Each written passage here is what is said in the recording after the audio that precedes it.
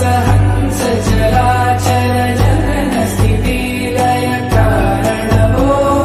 साम्ब सदा शिव शम्भो शङ्कर शरणं मे तव चरणयुगम् अन्तःकरण विशुद्धिं भक्तिं च त्वयि सतिं प्रदेहि विभो साम्ब सदा शिव शम्भो शङ्कर शरणं मे तव चरणयुगम्